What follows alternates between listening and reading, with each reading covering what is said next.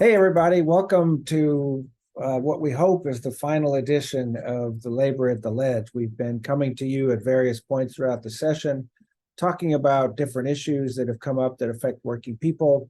And now that the regular session is ended and we're into the next phase, we thought it would be good to get back together and visit and kind of catch up on what happened, what we need to know, and what's next and what we have to do. So joining me are Secretary Treasurer Leonard Aguilar, Director of Policy and Politics or something like that, Emily Amps, and the Deputy Director, Ana Gonzalez, who are the tip of the spear when it comes to labor at the Texas State Legislature. There's a whole host of folks that aren't on this call that contribute and that do their part, but we thought that this was a good group to bring you what happened. So welcome. Thanks, first of all, to each of you for all the work you did during the session to keep labor safe to the extent you did. And Leonard, let me start with you and just ask you to kind of sum up. You know, one of the things that we talked about before the legislature started was there were some real critical needs that working people were facing in this state. And what, in your opinion, did the legislature do to really address those things? Well, I hope we have a lot of time here. I appreciate the opportunity again. They did nothing. I'll go ahead and end with that. But no, the legislature really didn't do much of anything to help working folks. There were small wins here and there, and I'll let Emily and Anna talk about those. But all in all, the legislature really did not help the working people of Texas, and that's a shame. From the amount of money that was available to us as far as for the budget, they didn't do anything to help people across Texas. And for whatever reason, they have come back for a special. They are kind of still in a special now as of today, and not really sure what the future holds for us. But we're thinking that sometime in September that they're going to come back for a full special session that dealing with the education side of things. Okay, quit trying to cheer us up, Leonard, but thank you. So you referenced in there that we're not talking about well, yeah, I guess we are. We at the beginning of the session, we knew that we had $33 billion surplus. A lot of it due to federal law that came down of the federal government helping out, a lot of it due to oil and gas, a lot of it just due to other things. But Emily, when we laid out our fair shot agenda at the beginning of the session, we were pretty optimistic that some good things were going to happen. Catch us up on what exactly the status of our fair shot agenda might be, given and how much of that $33 billion is going into working people's pockets. Sure. Well, I'm going to repeat Leonard's answer and say nothing, largely nothing, which is really unfortunate. This is a historic budget surplus, and the money was spent primarily on hyper-partisan issues and not on working people. We had a real opportunity to increase teacher pay. We have teachers leaving left and right school classrooms because of low pay and added regulations. We didn't increase their pay 1 cent. Same with school staff. We ignored largely our retirees, especially our state employee retirees. We have state agency employees leaving in droves right now, and it's really a crisis situation. And although they did find money to give them a bit of a pay raise, they did nothing to address the cost of living adjustment for retirees. That hasn't been updated or changed in 22 years. They had the opportunity to do that, and instead they put money into a failed so-called border security program that the governor has focused a lot of his time and attention on. They put more money into programs that are very divisive, and they ignore the needs of working people, and especially the people who carry our state, and those include teachers and state employees. Yeah, so the state employees got a shout out to TSEU, Texas State Employees Union, CWA, for the first real pay raise in a long time, and that's really great. And also to AFSCME, folks who represent the folks in our correctional institutions. But in terms of retirees, like you say, school districts, et cetera, the money is all being siphoned to go off to these other areas that don't really benefit folks. I know that one of the things that we were that we've consistently banged on at the Texas AFL-CIO when it comes to legislation is healthcare. And, you know, we still, with all that money, we didn't expand healthcare to anybody. And so it's just the misplaced priorities are just so dramatically evident by what happened in this legislature. And Anna, I know you saw it a lot because you drew the short straw, and we're dealing with this whole issue of the state trying to take over local governments across the state that are actually trying to do something for folks. So I know we talked a lot. I think we did a whole show on HB 2127. So how did that end up turning out? Yeah, and you know, just to add a little bit about the missed opportunities in that the legislature had, there were many bills that would have enhanced protections on wage theft, that would have required workers' compensation, since we're the only state that does not require workers' comp, that would have addressed misclassification, which is a huge issue in the construction industry, that would have as paid sick days and paid family leave, and so many issues that, you know, the state really had an opportunity to make sure that they were doing good things for working people in our state. And that was just not the case. Many of these bills didn't even get hearings. However, as we know, this really broad and just unworkable bill, which is HB 2127, is heading to becoming law soon. And basically this bill, what it does, and unlike what we've seen in any other session where there have been attacks on local control, this bill really just changes completely the ability of local governments to pass protections for their communities. And we know that, you know, the way that this bill is just said to be, it's going to have many unintended consequences, and cities and counties will have their hands tied when it comes to, you know, passing protections for workers and protecting them from evictions, protecting them from passing new laws around payday lending, and just so many other issues that really cities and counties, local elected officials, and our communities have come together to make sure that we are doing what the state legislature has failed to do. Now, in addition from not being able to pass new protections, we know that the very few things that we have to protect workers at the local level, like the ability for construction workers to have a 10-minute rest break every 4 hours, since that is not a state law or a federal law, will now be eliminated in the cities of Austin and Dallas. And I personally work with members in Dallas that lost their family members due to heat-related illnesses because their employer did not provide them with a water break, a rest break. And they fought tirelessly to make sure that that law passed in 2015. And now, because few extreme legislators, this ordinances, they're basic protections or human rights will be eliminated, in addition to many other things that are, again, built to make sure that local elected officials are responding to their communities, like fair chance hiring, like non-discrimination ordinances in employment and in housing that go beyond federal law, and just so many other things that will be impacted. And not only that, but this bill too allows for anyone to file lawsuits against cities and counties. So basically what we're going to see is that we're going to be spending millions of dollars of taxpayer dollars going into, you know, the cities and counties defending their laws, and basically we're going to be regulating by lawsuit, and it's just it's going to have a very harmful impact in our communities.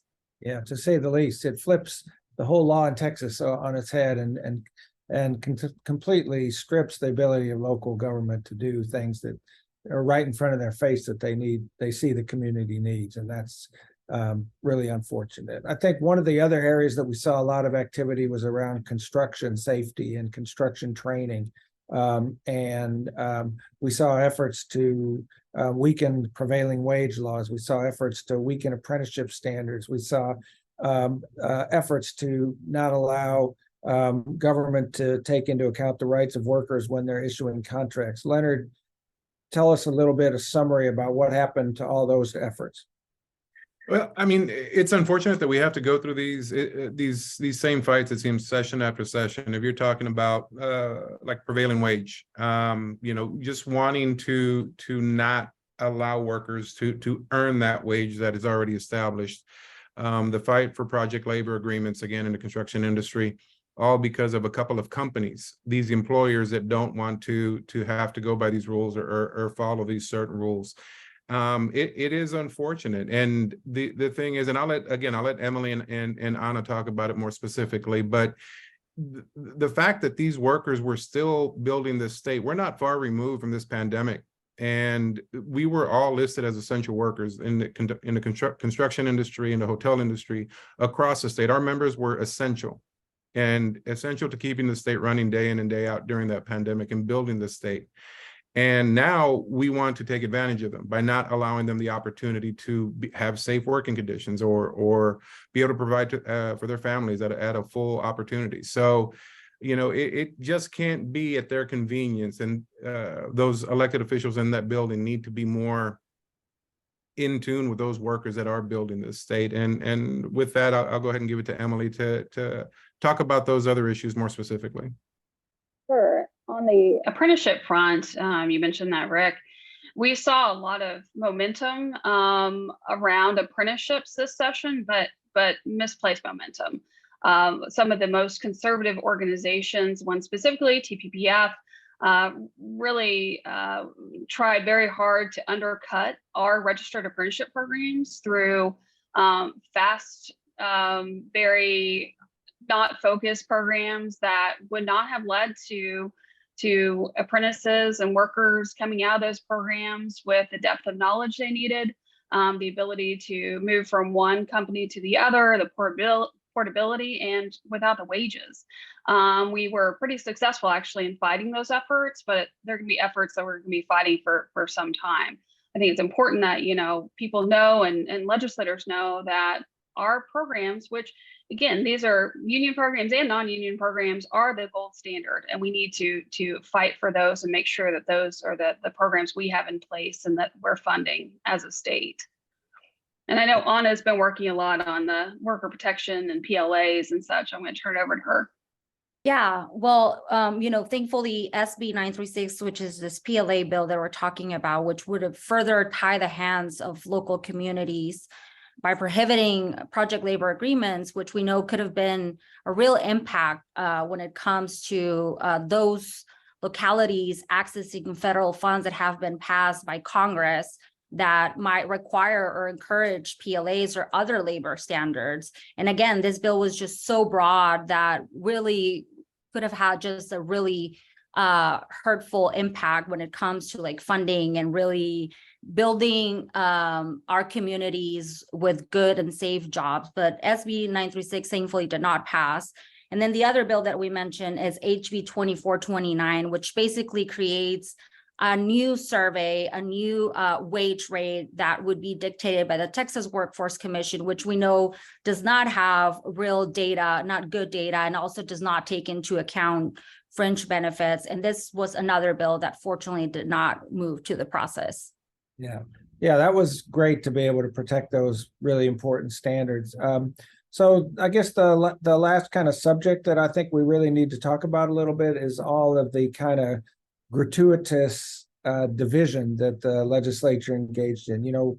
Rather than focus on not giving people pay raises and helping them retirement and helping their schools be fully funded and helping healthcare people get access to healthcare.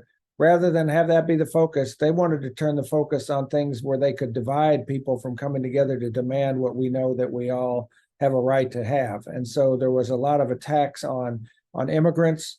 There was a lot of scapegoating of immigrants for problems in the state. And then there was the really really outlandish attacks on gay and lesbian and trans Texans, as if that is really the problem. And in addition to banning books, in addition to getting rid of diversity and initiatives in public institutions, this whole effort to divide us from each other and focus on those divisions instead of what we know that we all have in common and what we can accomplish together was really a difficult thing to watch and to deal with this session. Yeah, So- it's amazing how the more diverse our state becomes, the more fearful our state leaders become of that diversity. That's a really good way to put it, Emily. I guess as we kind of reflect on where we go, like where do we go from here, and what do you want workers and union members around this state to be aware of? Where, if they want more information, where can they get it? We've just scratched the surface, and more importantly, what do we need folks to be able to do to make sure that this doesn't happen again? If I can real quick, and again, Anna and Emily can give the specifics of the location, but just really quick on what the workers need to understand is the power that they have. The power that they have when they get out, and it was shown the teachers were very powerful this session as there was attacks on the attacks on teachers and just education in general, public education, and they showed how to do it. It takes action. It takes a phone call. It takes coming down to the Capitol. But what we need to understand is the power that we have, and without us, they being the electeds,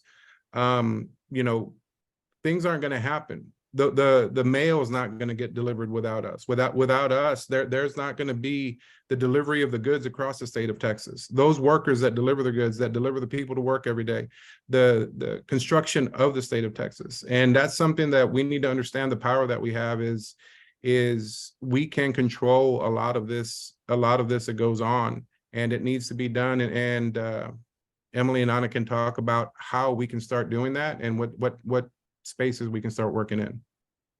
I mean, I will say that we sent a very clear message to the legislature that an attack to one of us is an attack to all of us. And we will continue to fight, and we will continue to build worker power in many ways. But really, I would say that I am just like very grateful to all of our members and all of the folks that showed up day and night and just were, waiting hours to testify at the Capitol. We're making calls, we're sending emails, and we're just really, a very important piece of making sure that we can mitigate some of the impacts of the bills that did not pass. So I would say that I am just very grateful to everyone that gave so much of their time. And I think that a way to continue to be involved, is to stay in touch with our social media. And just as we continue to go through special sessions, we will be calling on you to continue to show up and continue to fight against these attacks. Word. And then the other thing I would say is that these legislatures don't just get born and get to come to the legislature. They have to get elected. I think that is, somebody told me once that our best lobbying occurs on election day, because that determines who the people are that you are going to lobby. So Emily, if people want to get involved in that effort, what do we need to say to them? First and foremost, register to vote. Make sure everyone and who is eligible is registered to vote, and pay attention. And, as Anna mentioned, follow this social media channel, because that's where we're talking today. Sign up for our email list. We'll be communicating a lot about the candidates who support our issues, and maybe a little bit about the candidates that don't, but really pay attention to the issues. And if you're interested in running for office too, run. We need candidates to run who care about the issues, who care about our state, and care about workers. We need more people in the legislature who care about that, or we need more people who care about workers in the school board and in city council. So think about running yourself. But election day is right around the corner. It's right around the corner, and it's really, really critical that we mobilize. Yeah, well, thank you, y'all. And so what happens now is that we'll continue to monitor what happens in the legislature. As Anna said, we'll continue to fight. And then political season comes really soon, y'all. And for you union members, what that means is educating yourself about the candidates, and we'll get information to you through your central labor councils that will be engaged in that endorsement process. Show up. Ask these legislatures, how did they show up for workers in this legislature? Were they on our side, or were they on the side of those who want to divide us and keep us down? And then make sure that when we do make our decision about who we're going to endorse, that endorsement means something, that we show up, that we make the phone calls, that we talk to folks in our workplace, that we block walk, that we talk to our communities and our members and make sure that they know that we cannot continue going down this same road where the rich continue to get richer and the rest of us suffer from what is in their wake.